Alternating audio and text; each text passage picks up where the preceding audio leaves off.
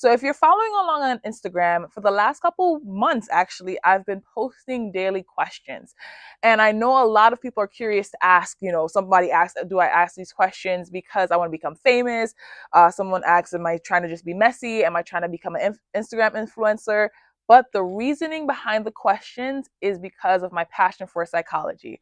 Hey y'all, it's Georgie-Ann getting. Welcome to my channel. And if this is your first time joining, nice to meet you. If you're coming back, hey, great to see you all again.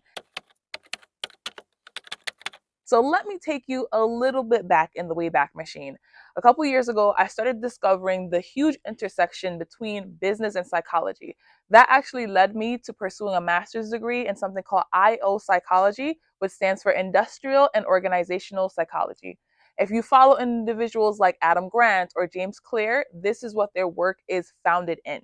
And essentially, what it means is that it's just the systems and steps of how people are motivated to do work, how they take action, how they not take action, and how we grow the workforce, right? Workforce development. So a lot of HR people are in this space, people experience, culture, a lot of that work. And I got so passionate about it because as an entrepreneur, I started growing my business and realized I needed to hire people. So for everything from hiring to putting up the listing for the job application to firing if needed to coordinating with your employees, time off, payment structures, and so much more intricacies. As a small business owner, there's so many complexities that you have to go through by being an entrepreneur in the first place. Now, hiring other people, that was a dilemma that I was not ready for. On top of that, when we think about how people work, right, the majority of us will work for the majority of our lifetime. But there are so many people that are saying that they hate their job, they're disappointed by their work, they don't feel fulfilled in their work. And unfortunately, at the flip side of that, there are people that are super obsessed, almost creating cult like work cultures and just believing what their organizations are saying. And then we've seen the massive downfall of large organizations that kind of were on the brink of being cultish, and they became Ponzi schemes. They became things like WeWork, Firefest, and so many other organizations. And it begged me to question, were these people bad people or were they just simply misled? Were psychological things put in place to manipulate individuals into making certain decisions that they may have not have made before, or influence how they felt about a decision that they were currently making? And so I asked, how do we develop a more robust work culture that can support not just the large corporations that have these huge HR departments, but entrepreneurs and small businesses, right? The majority of business owners and businesses in the United States are small and medium-sized business owners. But yet the resources, such as, onboarding, training and development programs, are highly available for enterprise companies that have thousands of employees and are making millions, even billions of dollars a year. But what about the mom and pop shop? What about the entrepreneur that is, a mom of two, married, and having to balance being a business owner and everyday life? Where are their HR resources? Where are their psychology resources and organizational psychology resources? So how does that tie into me asking random questions on Instagram?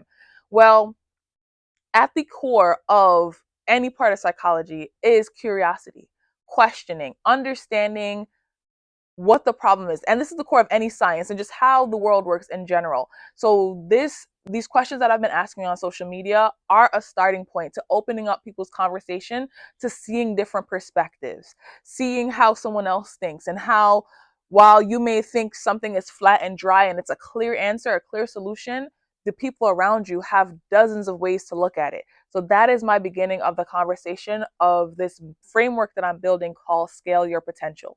So what Scale Your Potential is this framework that I've been developing over the last about like 6 years now, and it has 5 pieces to it. So I'm going to share you the 5 P's, I call it, right? Scale Your Potential, the 5 P's. And the first P is purpose, right? Understanding why are you doing something, right? And it's going to kind of go through the scientific method. So why are you doing something? What intrinsically motivates you, inside motivates you to be interested in this thing? The second step is plan. How are you creating a plan of action to actually achieve that goal? Because a lot of people might think they know why, but they don't have a plan behind it. The third P is produce. How are you going to actually make this thing happen? Because you may have a dream, may even create a plan, but are you going into execution? Are you going into production? Are you being productive while doing it? Then after that is profit. How do you benefit? Humans are self-interested. From the day we were created till now, we are self-interested, and yet we try to avoid that. Like, do it for the greater good.